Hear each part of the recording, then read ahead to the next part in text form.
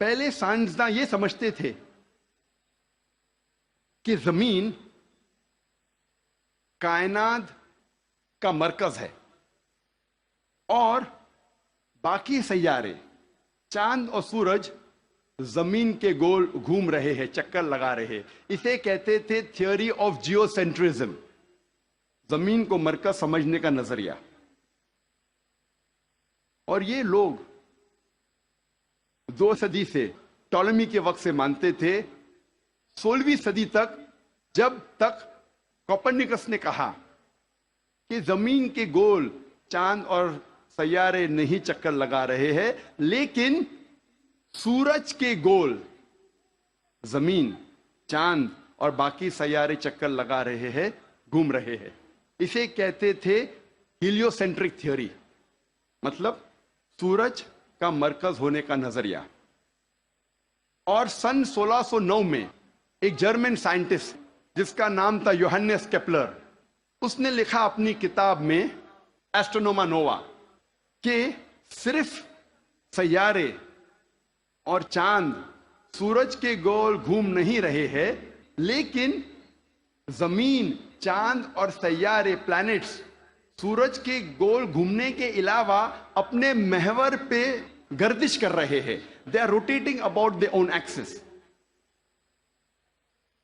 اور جب میں اسکول میں تھا، میں سن 1981 میں 10ویں میں تھا، جغرافی میں نے پڑھا تھا کہ زمین، چاند اور سیارے، پلانٹس، وہ چکر لگا رہے ہیں. They are revolving and rotating, اور اپنے محور پہ گردش کر رہے ہیں. لیکن سورج اپنے محور پہ گردش نہیں کر رہا ہے. لیکن میں نے جب قرآن کی ایک آیت پڑھی، سورہ انبیاء، سورہ نمبر 21 آیت نمبر 33 میں اللہ سبحانہ وتعالیٰ فرماتے ہیں هو الذی خلق اللیل والنہار، اللہ سبحانہ و تعالیٰ نے رات اور دن بنایا. والشمس والقمر، سورج اور چاند، کل فی فلک یسبحون، وہ گھوم رہے ہیں اور اپنے محور پہ گردش کر رہے ہیں. قرآن کا لفظ یہاں ہے یسبحون. قرآن یہ کہتا ہے کہ sun and the moon are revolving, چکر لگا رہے ہیں، گھوم رہے. اس کے علاوہ یسبحون، یہ عربی لفظ یسبحون آتا ہے لفظ صباح سے، اور صباح ایک عربی لفظ ہے جو چلتے ہوئے جسم کے موومنٹ کو ڈسکرائب کرتا ہے. مثال کے طور پہ اگر میں کہوں گا کہ کوئی انسان پانی میں سباہ کر رہا ہے، اس کے یہ معنی نہیں کہ وہ پانی کے اوپر فلوٹ کر رہا ہے، اس کے معنی ہے کہ وہ پانی میں تیر رہا ہے. اگر میں کہوں گا کوئی سباہ کر رہا ہے زمین پہ، اس کا مطلب نہیں کہ وہ آدمی زمین پہ رول کر رہا ہے، اس کا مطلب ہے کہ وہ انسان زمین پہ چل رہا ہے یا دوڑ رہا ہے. اسی طریقے سے جب اللہ سبحانہ تعالیٰ یہ لفظ کا استعمال کرتے ہیں کوئی فلکی جسم کے لیے، فار اے سیلیسٹل باڈی، اس کے معنی نہیں کہ وہ فلائی ہو رہا ہے یا فلوٹ ہو رہا ہے، اس کے معنی ہے it is rotating about its own axis, وہ اپنے محور پہ گردش کر رہا ہے.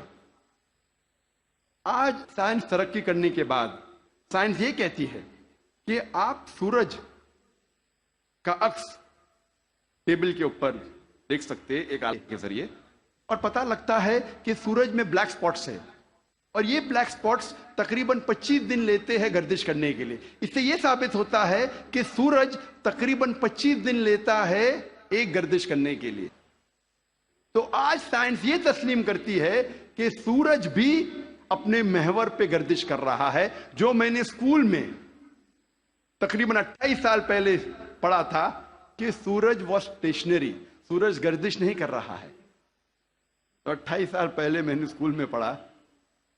آج سائنس اسے تسلیم کرتی ہے، اور قرآن مجید میں اس کا ذکر ہے 1400 سال پہلے. اور آج اکثر اسکول کے سائنس کی کتاب میں اس کو انکارپوریٹ کیا جا چکا ہے. یہ نئی چیز داخل ہو چکی ہے سائنس کی کتابوں میں کہ سورج اپنے محور پہ گردش کر رہا ہے.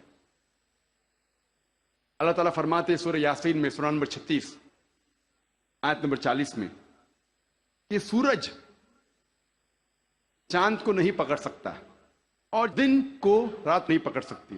The sun cannot outstrip the moon, neither can night catch up with the day.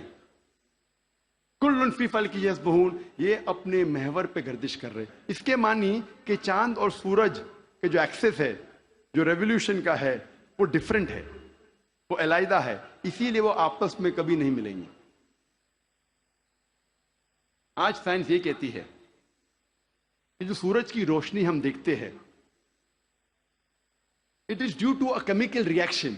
ये एक केमिकल रिएक्शन के वजह से है जो करोड़ों सालों से चल रहा है, और एक दिन ये केमिकल रिएक्शन बंद हो जाएगा और सूरज खत्म हो जाएगा। लेकिन साइंसदान कहते हैं कि इसको और करोड़ों साल लगेंगे, और करोड़ों साल के बाद एक केमिकल रिएक्शन बंद होगा। साइंस ये कहती है कि एक वक्त आएगा जब सूरज नष्ट हो जाएगा, खत्म हो जाएगा। कुरान में अल्लाह ताला फरमाते हैं सूरह यासीन में, सूरह नंबर 36 आयत नंबर 38 में, वशम्सु तजरी लिमुस्तक़र्रिन लहा, कि सूरज जा रहा है अपने मुस्तकर की तरफ, सूरज जा रहा है अपने डेस्टिनेशन पे। सूरज एक मुकर्रर वक्त के लिए है। मुस्तकर के मानी मुकर्रर वक्त और मुकर्रर जगह, इसके दो मानी होते हैं। मुस्तकर की मानी कि सूरज एक मुकर्रर वक्त के लिए है और मुकर्रर जगह की तरफ जा रहा है। ये साइंस आज तस्लीम करती है कि सूरज एक मुकर्रर वक्त के लिए है, और साइंस ये भी मानती है कि सूरज कायनात के एक नुक्ते की तरफ जा रहा है जिसका नाम है solar apex. In the हरक्यूलियंस alpha Lyra 12 मील पर सेकेंड की रफ्तार पे, कुरान में लिखा है मुस्तकर, मुकर्रर जगह की तरफ। साइंस कहती है दोनों मानी मुस्तकर के, मुकर्रर जगह और मुकर्रर वक्त, दोनों अल्हम्दुलिल्लाह सही है। और इसका जिक्र सूरह यासीन सूरह नंबर 36 आयत नंबर 38 के अलावा सूरह रौद में भी है, सूरह नंबर 13 आयत नंबर 2, सूरह फातिर सूरह नंबर 35 आयत नंबर 13, सूरह लुकमान सूरह नंबर 31 आयत नंबर 29, और सूरह अज़्ज़ुमर सूरह नंबर 39 आयत नंबर 5 में। सब जगह कहा गया है कि सूरज एक मुकर्रर वक्त के लिए है, एक मुकर्रर जगह की तरफ जा रहा है। आज साइंस ये कहती है जो आसमान हमारे जमीन के ऊपर है, जिसे हम कहते हैं एटमॉस्फेयर, वो एक महफूज छत की तरह है। और साइंसदान ये कहते हैं कि खतरनाक raise like ultraviolet rays, x raise, ये छत, ये एटमॉस्फेयर इन खतरनाक रेस को जमीन पे आने से रोकता है, वरना जमीन पे जानदार चीज मर जाएंगी, मिट जाएंगी। कुरान में इसका जिक्र है सूरह अंबिया में सूरह नंबर 21 आयत नंबर 32 में कि अल्लाह सुब्हाना व तआला ने आसमान को एक महफूज छत बनाया, a protected ceiling, a canopy well guarded. आप सोच सकते हैं कुरान में इसका जिक्र 1400 साल पहले है, जो साइंसदान ने हाल ही में 50 साल पहले, 100 साल पहले, 150 साल पहले कहा कि ये atmosphere is a protected ceiling. जब मैं स्कूल में था तकरीबन 28 साल पहले, मैंने साइंस में सीखा था there are 3 types of matter, solid, liquid and gas. 3 किस्म के मादा थे, सॉलिड, लिक्विड एंड गैस। आज साइंस ये कहती है कि 3 मादा, 3 स्टेट्स ऑफ मैटर के अलावा और भी है। हम पहले ये समझते थे कि ऑर्गेनाइज एस्ट्रोनॉमिकल सिस्टम्स के बाहर, ऑर्गेनाइज फल्कियात के बाहर खला था, वैक्यूम था। आज साइंस कहती है क्या इंटरस्टेलर स्पेस, सैयारे के बीच मादे के पुल है, ब्रिजेस ऑफ मैटर है, जिसे आज हम कहते हैं प्लाज्मा, जिसे साइंसदान कहते हैं 4th स्टेट ऑफ मैटर, 4थी किस्म मादे की आज साइंसदान कहते हैं प्लाज्मा है। कुरान में इसका जिक्र 1400 साल पहले है, सूरह फुरकान में सूरह नंबर 25 आयत नंबर 59 में, 59 में, कि अल्लाह सुब्हाना व तआला ने जमीन और आसमान को बनाया और इसके बीच में सारी चीजें बनाई। मतलब जमीन और आसमान के बीच में वैक्यूम नहीं है। आज साइंस इसे कहती है मादे के पुल, ब्रिजेस ऑफ मैटर, कहती है प्लाज्मा है, 4th state of matter.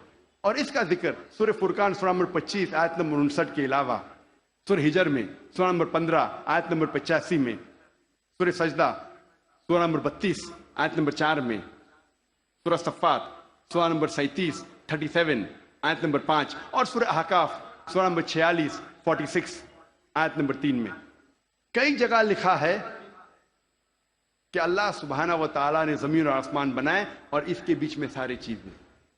Talking about the fourth state of matter plasma. ایک مشہور سائنٹسٹ جس کا نام ایڈوین ہبل ہے، اس نے کہا تھا کہ کائنات پھیل رہی ہے، the universe is expanding. اور قرآن میں اللہ تعالیٰ فرماتے ہیں سورہ ذاریات میں سورہ نمبر 51 آیت نمبر 47 آیت نمبر 47 میں کہ ہم نے یہ کائنات بنائی پھیلتی ہوئی. عربی لفظ مؤسیونا، پھیلنا.